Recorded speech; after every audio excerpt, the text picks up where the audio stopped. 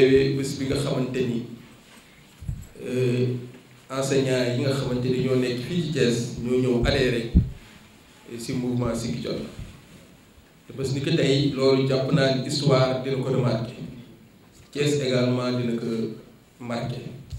ndax lu mësul am su amee dañuy wax ni loolu dañ ci war a sant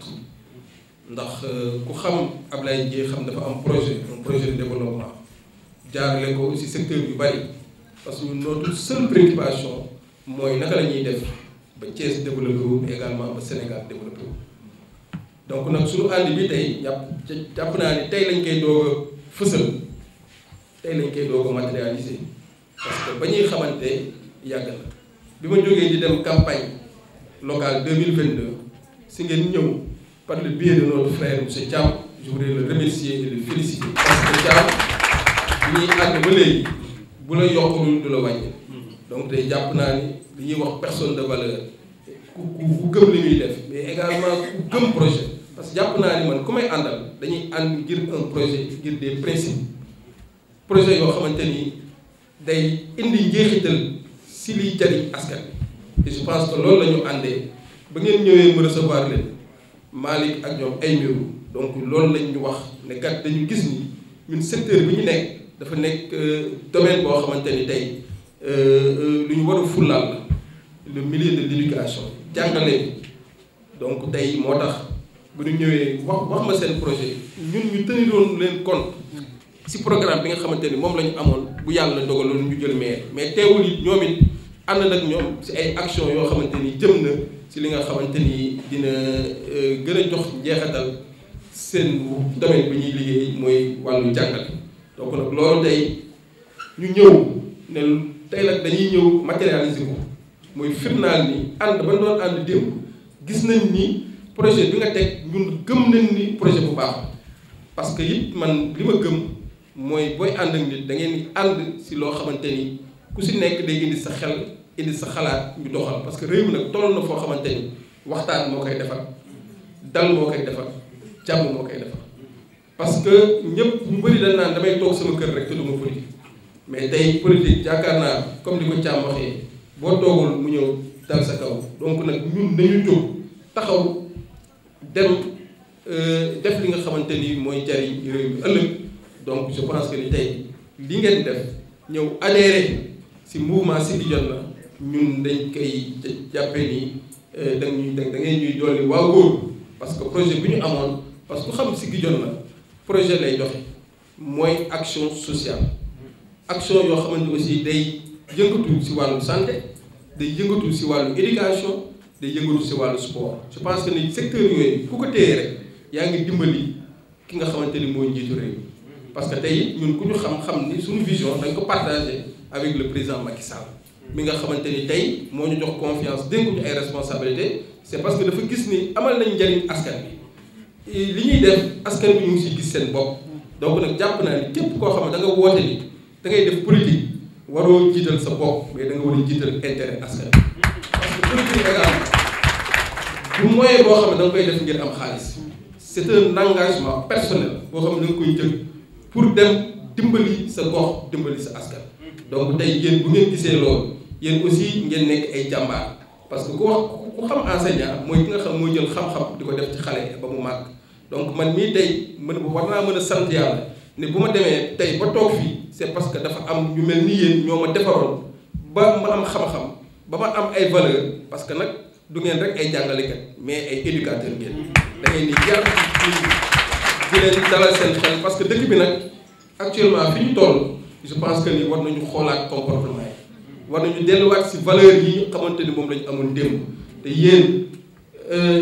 hormis jàngale bi ngeen di jàngale mais da ngeen di yar donc tey je pense que ni lii xew ci dëkk bi nañu gëm ni dëkk waxtaan moo koy defar dialogue moo koy defar wante du taal wante du woote à la violence mais également woote à la manipulation donc tey yéen bu ngeen ñëwee bëgg naa ànd bi ñu ànd mu nekk ànd boo xamante ni damay jariñ parce que xam nañ seen xarañte xam nañ seen xam-xam xam nañ aussi réflexion yi nga xamante ni moom ngeen ciy def bëgg naa ñu ànd pour mën a élaborer ay stratégies yoo xamante ni Siggi Jotna dina mën a gën a maa taxawaay fii ci Thiès ba yegg fii ci Sénégal pour accompagner la vision de son excellence le président Macky Sall. mais également bëgg naa mu nekk cadre boo xamante ni dañ ciy traiter question d'actualité nationale parce que it man it je suis un politique donc tey bëgg naa tey le mouvement des enseignants ñu am cadre boo xamante ni tey dañ ma jox ay orientation ci actualité xam ñi nga xamante ni mooy xew ci réew mi ñu mën ci ànd di ci waxtaan di ci échange jeune mais également jàpp naa ne nag misi bi ñu teg activité pédagogique yi nga xamante ni Abdoulaye Dièye doon na ko def bëgg naa mu gën a renforcer bu doon def cours de vacances mu gën a yokk ñu jëm ko élargir partout bu doon def ay préparatifs examen mu jaar ci yéen ngeen mën ko def bu dee fourniture scolaire mu jaar ci mouvement des enseignants ñu mën ko def donc daal je pense que ni tey suñu ànd jàppalante la ànd doolelante la ànd nawle la parce que dama jàpp ni ku may àndal dama jàpp ni sama nawle nga man damay mën fii yow nga mën fële donc tey loolu moo doon kat yi nga xamante ni maa ngi ko doon sànni ñu ngi leen di sant di leen gërëm di wax ni gis-gis bi ngeen am vision bi ngeen am mooy vision bi nga xamante ni moom la ànd ak son excellence le président Macky Sall pour ñu mën a relever devant les défis qui devant nous pour un Sénégal qui se développe pour un Sénégal émergent parce que enseignant nag dafa am rôle bu am solo parce que tey président Macky Sall li mu def ci système éducatif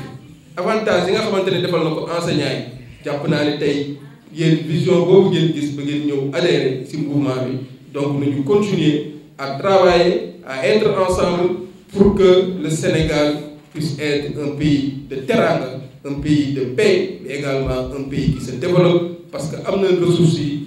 am nañ xam-xam bi am nañ xarañte bi li des rek mooy defaraat jikko yi. Non moins directeur général de l'aéroport international Blaise Diagne, j'allais dire le DG des aéroports du Sénégal pour le faire. Mesdames et messieurs, distingués invités, en ce jour 30 août 2023, dans cette mythe salle baptisée Feu Madiop Sy, des enseignants, des éducateurs, des intellectuels, bref, des sachants se sont réunis pour lancer le Messie. Entendez par Messie le mouvement des enseignants de Siggi Jotna. Sous la présidence, saluée à la tête de file du père fondateur de la philosophie de Siggi Jotna, le président Abdoulaye Dièye. Siggi Jotna pour dire que l'heure ou le moment de se tenir debout, dignité et détermination en bandoulière pour participer activement à la construction sociale. En effet, si il est clair que le Sénégal, notre pays à tous, souffre profondément dans sa chair par certaines pratiques politiciennes, il est également certain que ces dignes fils et filles que nous sommes refuseront toujours qu'une horde de politiciens lacérés par la lame de politique de l'autruche, de la manipulation ou de la violence d'abuser de nous. L'objectif du Messie est de créer un cadre d'échange et de dialogue, un laboratoire, un creuset où Siggi tire sa substance. Il sera la racine principale qui transformera cette dernière en sève nourricière qui alimente le grand baobab du symbole Siggi Jotna. C'est possible si on croit à Jean-Pierre Guyotat qui dit, je cite, « On considère à juste titre l'enseignant comme un exemple, car il est évidemment au devant de la scène. Il est tout à la fois artiste, comédien, gestionnaire et personnage public. » Et la mission principale du Messie est d'informer, d'orienter et de sensibiliser les collègues à éprouver la philosophie Siggi pour mieux servir la communauté, de promouvoir la politique éducative du président Abdoulaye Dièye, de mieux vulgariser les multiples actions que notre leader ne cesse de mener sur le plan éducatif,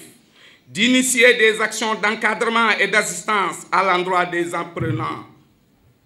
et enfin d'élaborer l'étiquette sociale à travers les actions du mouvement Siggi Jotna pour une éducation inclusive. C'est également possible, car le corps enseignant est la plus grande armée après l'armée rouge. Monsieur le directeur général, honorable invité, chers membres et collègues du MESSI, pour l'atteinte de nos objectifs et de la réussite de nos missions, il faut alors redoubler de courage et d'engagement politique aux côtés de notre leader Abdoulaye Dièye, président du mouvement Siggi Jotna. C'est un honneur pour moi de vous recevoir ici, dans cette mythique salle, comme Malick l'a dit, mais également de venir répondre à l'appel de mon leader, le directeur général Abdoulaye Dièye, pour participer, comme vous l'avez dit, activement au développement de la communauté. C'est un devoir. Car il a l'habitude de le dire, le directeur général, je le cite, participer au développement de la communauté est un devoir. Et à l'appel du devoir, la négation n'a pas sa place. Effectivement, vous ne devez pas croiser les bras. Sinon, des médiocres, j'allais dire des piètres, allaient décider à votre place. C'est ce que nous refusons. C'est pourquoi, très tôt, nous avons compris la philosophie du mouvement Siggi Jotna que Malick a bien voulu développer, que tenir debout, courage et abnégation en bandoulière pour aller apporter notre pierre à l'édifice. La politique est quelque chose de noble. Elle naît de lutte, meurt de paresse, mais également quelqu'un qui s'active pour sa communauté doit savoir qu'il est en train de prier. Et les enseignants, effectivement, il y a Mitterrand qui disait le métier de l'enseignant n'est pas tout simplement le fait de gérer sa carrière, mais c'est la vie. Et personne ne peut mener la vie sans pour autant faire de la politique. Il y a le grand professeur Moustapha Souran qui nous disait, si vous ne faites pas la politique allait vous faire. Des médiocres, comme je l'ai dit, allez décider à votre place. C'est pourquoi je ne sais pas long. Je vais juste vous dire un mot sur le directeur général, le président Abdoulaye Dièye. C'est un homme que je ne peux pas, parce que j'avais promis d'être très prolixe. C'est un gars élégant. L'élégance ne veut pas dire quelqu'un qui s'habille bien, qui soigne sa mise, c'est vrai. C'est un gentleman qui s'habille correctement. Mais, pour paraphraser Georges Armani, l'homme des grandes marques, il disait l'élégance, ce n'est pas uniquement le fait de taper les yeux par sa mise, mais c'est de graver les mémoires. Il a bien gravé les mémoires par de bonnes actions dans tous les domaines. Éducation, religion, santé, j'ai dit bref, dans tous les secteurs, on ne peut pas enlever les actions du président Abdoulaye Dièye. Je voulais terminer pour dire, monsieur le directeur général, ces messieurs et dames que vous voyez ici ne sont pas des gens faciles.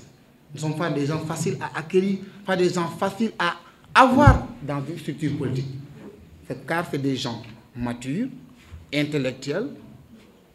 en tout cas qui connaissent la vie et qui ont leur indépendance et leur autonomie. S'ils nous font l'insigne honneur de répondre à l'appel de M. Fall Malick pour venir intégrer le mouvement des enseignants de Siggi, le MESSI, je suis sûr et certain que le mouvement, la famille Siggi, s'agrandit. En tout cas, ils nous ont promis de nous donner la substance qui sera la sève nourricière qui alimentera le grand baobab qui symbolise le mouvement Siggi. Mais sachez que Siggi également est une terre fertile qui n'a pas besoin ni de binage, ni d'assolement, ni de jachère, mais propice à l'agriculture.